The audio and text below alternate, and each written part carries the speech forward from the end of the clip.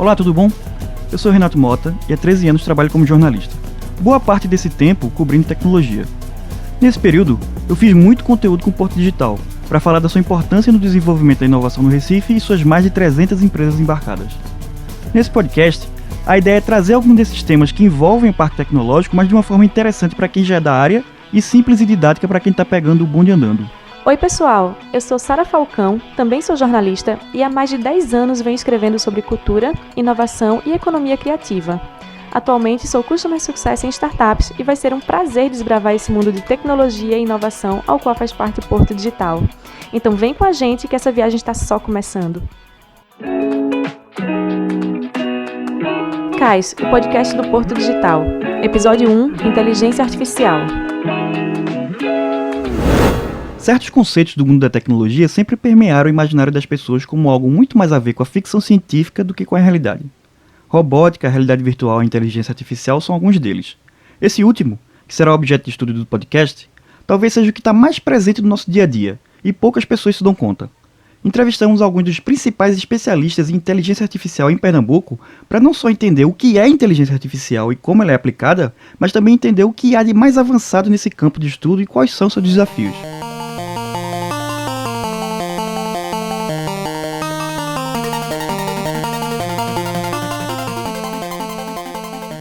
Por causa da pandemia de Covid-19 e o distanciamento social imposto por ela, todas as entrevistas foram feitas à distância.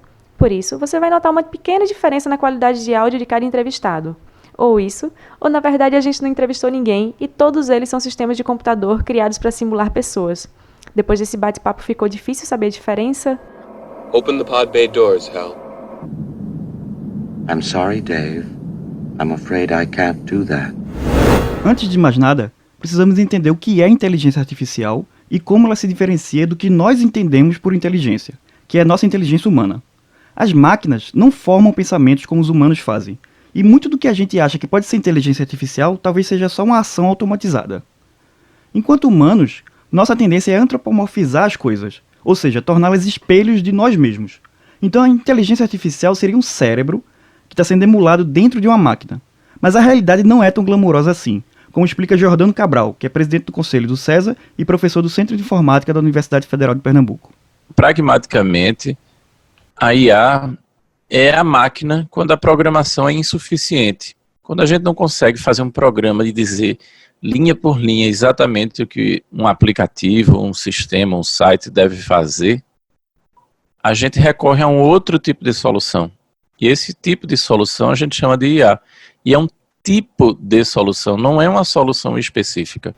Como Jordano falou, por ser um tipo de solução, a inteligência artificial pode ser usada em múltiplas abordagens, tão diferentes quanto te ajudar a escolher o melhor caminho para chegar a um endereço ou encontrar a melhor vacina para a Covid-19. A ideia é aproveitar a capacidade de calcular que a máquina tem, que é muito superior à nossa. Quando você manda um áudio pelo WhatsApp, isso se transforma numa propaganda para o seu Facebook. Então, quando você está lá no áudio e diz: gente, eu queria comprar um ursinho de pelúcia para minha filha. E aí, quando você abre o seu Facebook, aparece uma propaganda de um ursinho de pelúcia. Teve uma inteligência artificial que escutou seu áudio, processou o que tinha ali dentro do áudio, viu que tinha uma palavra-chave ali de urso de pelúcia, procurou nos vendedores de urso de pelúcia, quem tinha urso de pelúcia para vender, e aí fez um link entre o WhatsApp e o Facebook, que é da mesma empresa, e apresentou uma propaganda para você. Por exemplo, no caso do Waze, ninguém programou rota por rota de todas as cidades.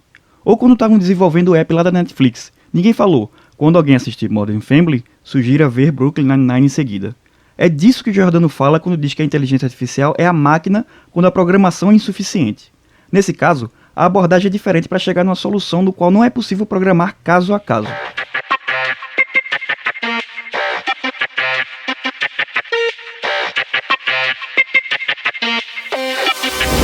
Aí entra na história um sujeito chamado Alan Turing, que é matemático, cientista da computação e um herói da Inglaterra na Segunda Guerra. Ele liderou a equipe que quebrou a criptografia dos nazistas e é também considerado um dos pais da computação teórica e da inteligência artificial. Quem vai falar com a gente sobre o impacto dele é Patrícia Tedesco, docente de inteligência artificial do SIM da UFPE. Tenho certeza que quem curte computação já ouviu falar de Alan Turing. E aí ele pensou, bom, a gente podia não só computar com informações completas, que era a gente juntar um monte de coisa e computar e contar e fazer estatísticas e tudo mais, mas a gente também poderia trabalhar com informação incompleta.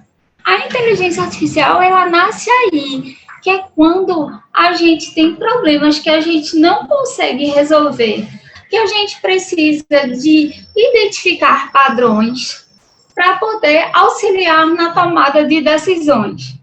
Quando a gente está pensando na inteligência artificial, a gente não precisa necessariamente codificar coisas específicas para cada caso. A gente consegue encontrar padrões e aí trabalhar esses padrões para prover a melhor personalização. Mas para chegar nessa solução, o desenvolvimento de uma inteligência artificial passa pela criação de algo que está na boca de todo mundo, mas poucos entendem realmente o que é, o tal do algoritmo.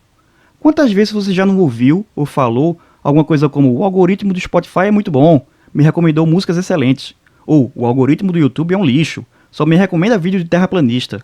Mas o que danado que é o algoritmo? Um algoritmo é um conceito que vem muito antes da computação, tá? Algoritmo é uma sequência de passos. Esse conjunto de passos, onde você diz exatamente o que você tem que fazer, isso é um algoritmo.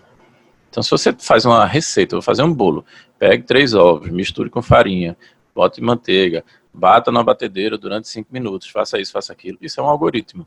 É isso que a gente vai colocando num programa. E eles podem ser muito sofisticados, porque você vai colocar condições minuciosas ali, muito detalhadas.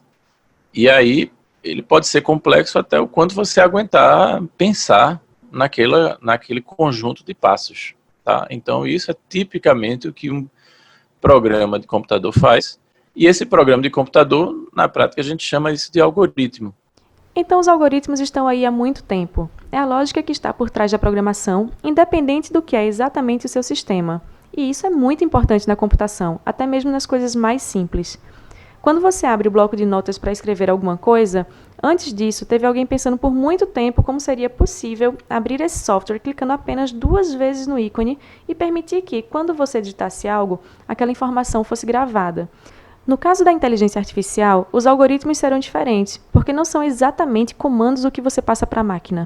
Um algoritmo clássico da inteligência artificial é uma grande categoria de algoritmos, por exemplo, de classificação. Isso aí são algoritmos que estão normalmente dentro de um lado da inteligência artificial que a gente chama de aprendizado de máquina. Esse termo que Giordano falou vai ser bem importante, pois está na ponta da lança das pesquisas atuais em inteligência artificial. Digamos que alguém criou banheiros públicos para cães e gatos, e querem saber se cães e gatos estão entrando nos seus respectivos banheiros. Aí instalam uma câmera nas portas para fazer esse controle. E como saber quem é cão e quem é gato? Então, o algoritmo de aprendizado de máquinas é baseado em exemplos. Então, se você diz, eu dou um monte de exemplo aqui do que é um cachorro, do que é um gato. Várias fotos de cachorro e várias fotos de gato. Isso a gente não programa naturalmente, certo? Então, precisa de um algoritmo bem mais sofisticado para conseguir fazer isso. E hoje em dia você tem algoritmos extremamente sofisticados para fazer tarefas que a gente não achava que a máquina era capaz de fazer. O aprendizado de máquina usa exemplos para ensinar a inteligência artificial. Classificação é um dos exemplos de uso, mas existem muitos outros.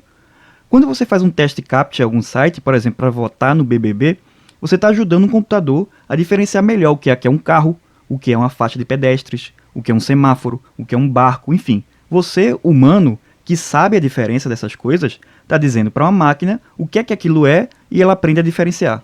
Isso é importante hoje em dia já. Isso aqui é absolutamente fundamental, porque, por exemplo, quando você faz um carro que se dirige sozinho, tipo um self-driving car, quer dizer, um carro que você entra, você simplesmente bota a rota lá, dizendo, eu quero ir para o Marco Zero do Recife. Ele traça a rota e o carro sai dirigindo sozinho. Ele tem câmeras espalhadas pelo carro e o ser humano está atravessando a rua, então eu tenho que parar, porque eu não posso atropelar um ser humano. Tem que saber que aquilo ali é um ser humano. E a sacada para isso foi, não vamos fazer isso via código, via comando, não vamos explicar, dizer caso a caso como é que ele sabe que é um ser humano. O que a gente vai dizer é exemplo. Tá aqui um monte de exemplo. A gente tem muitos trabalhos assim que usam deep learning, por exemplo, para a saúde. Se a gente pensar no momento que a gente está vivendo de pandemia, né, tem muitos trabalhos de previsão para o que vai acontecer. Eu hoje estava conversando com o pessoal que trabalha aí com os dados da saúde, né, e a gente estava usando a inteligência artificial para trabalhar com a probabilidade de expansão da COVID, né, em situações de menor IDH versus de maior IDH. A fala de Patrícia deixa evidente que a inteligência artificial é uma potente ferramenta que pode ser utilizada em diversas aplicações, de trabalhos acadêmicos a negócios inovadores. Aqui no Porto Digital, temos um exemplo que nos acompanha desde a fundação do Parque Tecnológico. Estou falando da Neurotech, que há mais de 20 anos utiliza a inteligência artificial como base para suas soluções. E quem vai contar um pouco dessa história para a gente é Rodrigo Cunha, sócio e diretor da empresa. A Neurotech ela surge dentro de uma demanda do mercado de como avaliar crédito de uma forma melhor e mais assertiva. E aí, a partir dessa dor de mercado, né, dessa dor do cliente que nos procurou, na época ainda dentro do CESA, com um projeto de pesquisa do CESA, a gente reuniu um grupo de pesquisadores e a gente entendeu que a tecnologia de inteligência artificial ela poderia ser utilizada para conseguir melhorar essa concessão do crédito, ou seja, conceder crédito para as pessoas certas, né, para aquelas pessoas que poderiam pagar. E aí a Neurotech surge exatamente de uma demanda real de mercado, que é essa de como decidir melhor um crédito, e a tecnologia, na verdade, foi o ferramental que a gente usou na época, porque todo mundo estudava ou era professor da Universidade Federal, para resolver essa dor de mercado. E aí surge a Neurotech, inclusive o nome Neurotech vem de redes neurais. Redes neurais, na época, e até hoje também, né, é uma das tecnologias mais utilizadas de inteligência artificial. Então, Neurotech vem de tecnologia neural. Então, desde o início, a gente já aplicava, assim, inteligência artificial no mercado. Rodrigo acompanha as tendências da inteligência artificial já há alguns anos e alerta para uma certa banalização do termo. Eu vejo muita startup, até por ser mentor de várias delas, querer antecipar um pouco os seus passos, dizendo que usa inteligência artificial já no nascedouro, sabe? E o que acontece na prática é que a grande maioria das técnicas hoje em dia de inteligência artificial que funcionam e que estão realmente revolucionando o mercado são técnicas que usam dados, né? Um volume de dados nunca antes visto. Então, quando você vê algumas startups falando assim, não, acabamos de fundar a empresa e usamos aqui um algoritmo de inteligência artificial para analisar os dados dos nossos clientes e fazer melhores projeções, eu acho que a gente tem que ter um pouquinho de cuidado, porque o primeiro passo para a inteligência artificial hoje em dia é você conseguir gerar dados. Depois que você gera os dados, você organiza esses dados, e depois que você organiza os seus dados, aí sim que você usa uma tecnologia de redes neurais ou de árvore de decisão, ou qualquer tecnologia de inteligência artificial para fazer previsões, né, e predições. Então, eu acho que um cuidado que as startups precisam ter é não ficar usando a inteligência artificial como o nome da moda. Tipo assim, eu uso inteligência artificial. Eu acho que a gente tem que valorizar o uso realmente da tecnologia quando ela realmente é aplicada na prática, e não porque é bonito, né, ou porque o valuation vai aumentar. O que eu acho importante frisar é que nunca a gente deve colocar a inteligência artificial à frente da dor de mercado, né? Ou seja, o que a gente precisa enquanto empresa e negócio é primeiro identificar qual é a dor do nosso cliente.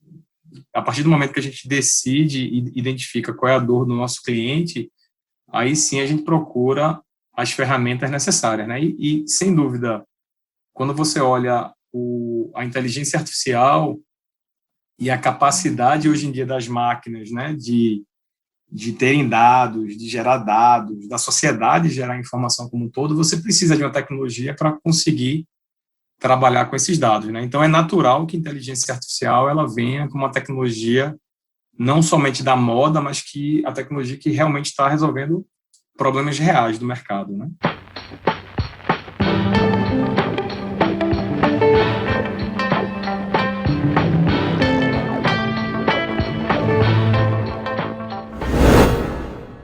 Jordano é fundadora da Accord, que é uma empresa do Porto Digital especializada em software de música. Graças a essa expertise, ele também já trabalhou muito próximo ao Spotify e sabe como esses dados são importantes no desenvolvimento do algoritmo da plataforma de streaming. Lá, assim, eu tenho terabytes de uso das pessoas usando o Spotify a cada minuto, para poder analisar o comportamento dele, saber se ele deu um skip numa música, por exemplo, quer dizer que ele saltou a música. Aí o que é que o pessoal avalia lá? Ele quer saber se na hora que você apertou ali para saltar a música, provavelmente tinha alguma coisa de ruim nessa música que fez que você não gostasse da música. Isso está fazendo com que eles desenvolvam tecnologias para dar suporte aos compositores de música para dizer, opa, tem certas coisas que não agradam muito o público, não. Ela está descobrindo isso como? Processando dados. Aí você soma esse Big Data ao poder computacional das máquinas mais modernas e tem como resultado algoritmos que aprendem de uma forma muito mais profunda e aplicações revolucionárias, ou disruptivas, como o pessoal do meio prefere chamar. Entramos aí no estado de arte da inteligência artificial, hoje o Deep Learning. A IA profunda trouxe algumas revoluções, inclusive o fato dela automaticamente descobrir essas características. Então ficou um processo muito automatizável, que é no caso a IA profunda, sabe? Em muitas instâncias algumas coisas ficou muito automatizável. Então termina que algumas coisas da IA estão virando meio que caixas pretas, sabe? Tem um super desenvolvimento aqui, você coloca um monte de exemplo, e ele faz a mágica dele, eu nem sei direito o que ele está aprendendo por baixo. Porque ele está aprendendo conexões entre as coisas, e que na prática às vezes são conexões entre neurônios artificiais mesmo, porque tem um conceito de uma rede neural artificial. É como se fosse uma analogia dos nossos neurônios, só que dentro de uma máquina. Então, a IA profunda tem aplicações de coisas muito, muito diferentes. E às vezes isso é em cima de realismo. E assim entramos nas questões éticas relacionadas à inteligência artificial. Porque quando uma máquina ela é capaz de criar coisas tão realistas que você não consegue diferenciar o que é real do que foi criado, isso dá margem para todo tipo de manipulação. Esse exemplo específico já acontece hoje, com as tais deepfakes, imagens, vídeos ou fotos criadas para enganar as pessoas e criar situações que nunca aconteceram. Você está trazendo um poder para a máquina de fazer coisas que convencem as pessoas que realmente coisas existiram e elas nunca existiram. Isso é uma aplicação extremamente nova. A gente, como sociedade, não está preparada. Imagine a próxima eleição, certo? Ano que vem tem eleição para presidente. Imagine que surja um vídeo, sei lá, de um candidato X que está para ganhar. Chega no último dia antes da eleição, começa a surgir nos WhatsApp de todo mundo um vídeo dele, sei lá, batendo numa criança. Com deepfake, é possível a gente convencer as pessoas, porque é tão realista aquilo que ele cria, a máquina é capaz de criar. Você bota a foto do cara, você cria uma outra imagem, você substitui, por exemplo, o rosto de um na imagem do outro e você acha que é a pessoa. A gente é meio que incapaz de saber se aquilo é real ou não, sabe? Isso é feito graças ao Deep Learning, ao aprendizado profundo. Isso é um tipo de aplicação que é extremamente nova. E eu não sei nem se a gente, como sociedade, está preparada para isso. Porque imagina, a eleição acontece isso, talvez a gente mude completamente os rumos do país, porque alguém fez um vídeo e soltou e apareceu nas redes sociais de todo mundo viu no WhatsApp, e não deu tempo nem de esclarecer e as pessoas deixaram de votar naquele candidato, entendeu? Então esse tipo de coisa é o mundo que a gente tem hoje em dia.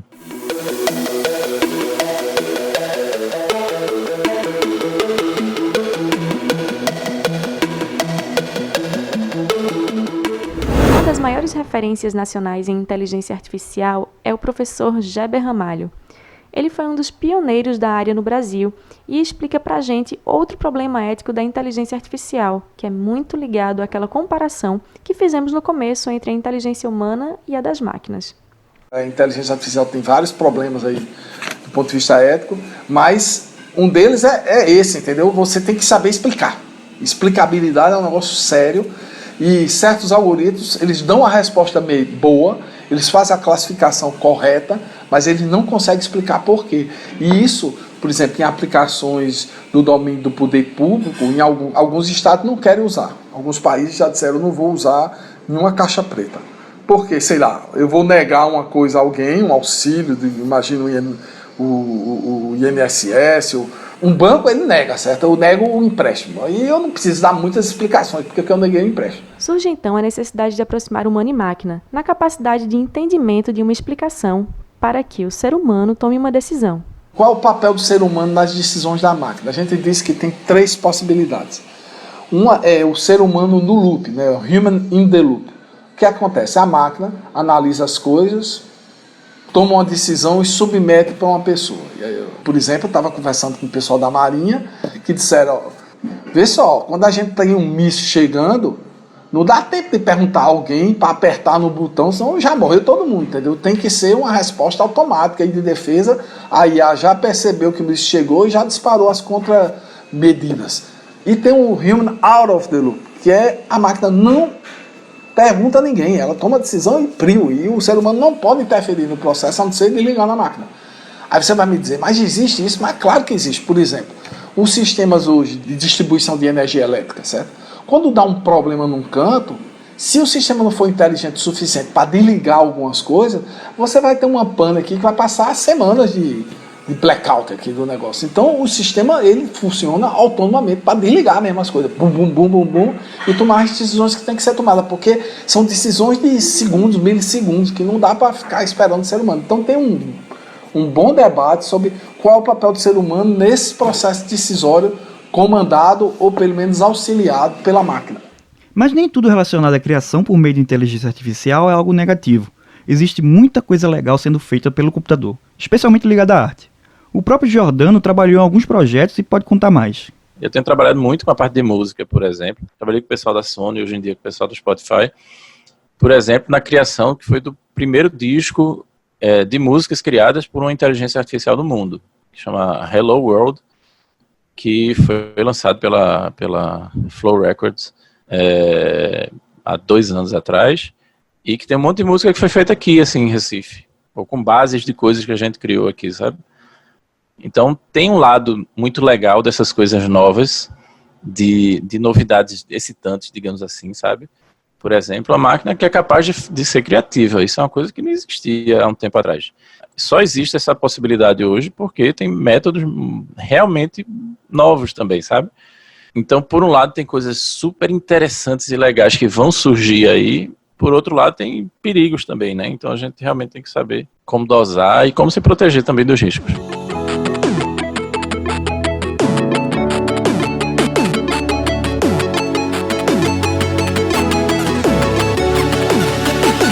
Há alguns anos, eu cobri um evento da IBM que o palestrante foi o Garry Kasparov, aquele mestre dos xadrezes que foi derrotado nos anos 90 pelo computador Deep Blue.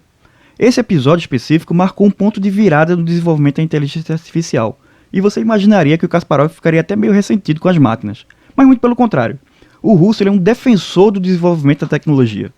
Na entrevista que eu fiz com ele depois, ele falou uma parada interessante, que a tecnologia sempre vai se desenvolver para tomar lugar de certas tarefas humanas que são mais mecânicas, né, que aí se tornariam obsoletas.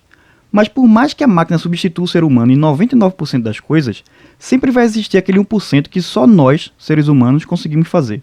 É uma filosofia meio Wesley Safadão, né? Aquela coisa do 1% vagabundo. Eu concordo plenamente, eu vou mais do que 1%.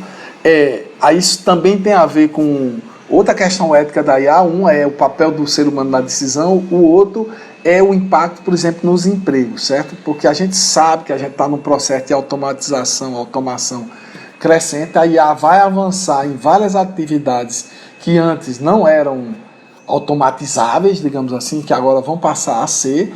Claro, isso vai criar também uma série de novos empregos, mas isso é o grande desafio da nossa geração, que é formar as pessoas para aproveitar esses novos empregos criados. Vamos dizer que hoje você tem um cara para levantar a porteira, há muito tempo a gente tinha aquilo ali no shopping, etc. Um cara que levantava cancela, e aí agora não precisa mais ter uma máquina que faz isso, mas a máquina quebra, né? Alguém tem que consertar. Então tem novos empregos que vão sendo criados. O surpreendente não é o Deep Blue ganhar do Kasparov. O surpreendente é que Kasparov ainda estivesse conseguindo vencer uma máquina, porque ela consegue prever zilhões de rodadas na frente. Como é que o cara ainda consegue ganhar de uma máquina que prevê todas as possibilidades que podem acontecer, sabe? Então, assim, quando tem um universo onde você consegue prever todas as coisas mais para frente, é muito fácil uma máquina ganhar de você ou ter um comportamento que pareça mais inteligente que o seu. Mas, se é para jogar futebol, por exemplo, para começar, o futebol tem uma bola. Quase todo esporte tem uma bola, né? Por quê? Alguém já parou para se perguntar por que a gente joga com bolas? Porque a bola traz o formato mais imprevisível. Que a bola, ela pode ir para qualquer direção, certo? Ela não induz a uma direção específica. Então você tem um controle assim, muito fino de coisas que você faz com bola, justamente por ela ser uma esfera, certo? Então você tem uma precisão muito fina sobre o que é que você quer fazer, um efeito que você dá, e ela pode ir para absolutamente qualquer lugar. E essa versatilidade dá o charme para qualquer esporte, e isso faz com que seja imprevisível as coisas para frente. Então, de repente, parte da genialidade de Messi, sei lá, pode ser um jeito que ele mexe o dedo ali, que permite que a bola faça um efeito específico, ele nem sabe, e talvez nem ele saiba dizer isso. Esse tipo de coisa é muito complicado para uma máquina fazer, porque ela tem que entender o que você consegue fazer, induzir você a ir para um caminho e ir para o outro. Esse tipo de coisa é meio complexa. Isso dá, talvez, alguns limites para as máquinas. Aí eu não sei dizer se sempre vai existir um pedaço, aquele 1% que vai ser feito pelo ser humano ou não. Eu realmente não sei te dizer, certo? Hoje em dia precisa de muito mais do que 1% humano, certo? Precisa de bem mais do que isso. Boa parte, mesmo da IA, é feita com seres humanos que estão atrás. O que muda é que são seres humanos que estão pensando de outra forma e em outro nível, de uma forma mais abstrata. A inteligência ela tem muitas facetas, isso já está bem estudado, né? A inteligência social, a inteligência emocional, essas coisas. As coisas mais analíticas, as coisas que envolvem análise de muitos dados, certamente a IA vai ser muito boa. Para os médicos hoje que fazem diagnóstico de imagem, a IA tem um monte de diagnóstico que a IA faz melhor do que os médicos, certo? Ela é capaz de aprender em milhões e milhões de imagens já catalogadas do que era ou que não era, digamos, câncer, uma célula assim ou assada, e eles vão aprender melhor. Agora, as coisas que envolvem mais inteligência emocional, social, então, por exemplo, profissões que envolvem empatia e outras coisas, um robô no Japão tem trabalhado por robô que faz companhia a alguém, mas é muito diferente um cuidador de um robô, um psicólogo. Então tem muitas profissões que envolvem capacidade do ser humano que vai além da questão do raciocínio. É porque a gente pensa muito o ser humano, a gente sempre aprendeu na escola que o que faz a diferença do ser humano para os outros animais é que é um animal racional. Então a gente valoriza muito a nossa capacidade, digamos assim, de raciocinar, pensar. Mas, faz tempo que a máquina faz conta mais rápido que a gente, faz contas mais complexas, faz coisas muito mais complicadas. Então, talvez o que no final fazendo, digamos, uma reflexão ontológica do que é a natureza do ser humano, eu acho que a IA vai levantar essa questão para a gente se perguntar o que é que realmente faz a natureza do ser humano. É a capacidade de raciocinar, de fazer grandes cálculos, jogar xadrez, essas coisas? Ou é outra coisa, sei lá, você poder bater um papo com alguém sem ter um assunto previamente bem delimitado e poder sair conversando sobre um monte de coisa. Isso é um negócio que a IA tem extrema dificuldade de fazer.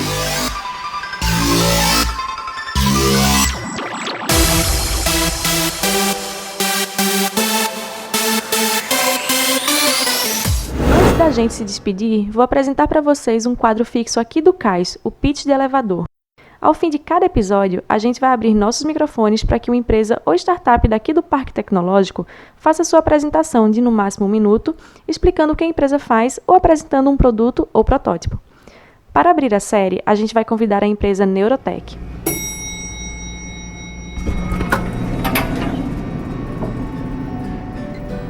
Fala pessoal, aqui é Rodrigo, eu sou sócio e diretor de novos negócios da Neurotech. A Neurotech é uma empresa do Porto Digital que conecta dados com inteligência por um futuro mais previsível. A gente acredita muito no poder da inteligência artificial e como essa tecnologia vai revolucionar a forma como a gente faz negócio e a forma como as pessoas lidam com os produtos digitais. A partir daí, a gente acabou de lançar um novo produto no mercado chamado Sales Analytics, que tem como propósito ajudar grandes empresas a venderem mais a partir de Big Data e de Machine Learning, e inteligência artificial também. Então, se você tem qualquer tipo de curiosidade, quer saber um pouco mais, eu convido vocês a acompanhar a Neurotech em www.neurotech.com.br e também nos acompanhar no LinkedIn e no Instagram, Neurotech, para vocês poderem saber mais, tanto em relação a essa solução, como todas as outras. Grande abraço!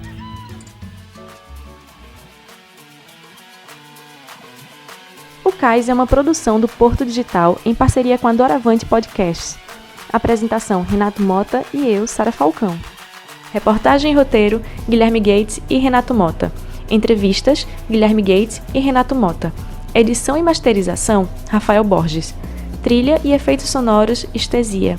Coordenação geral: Rossini Barreira.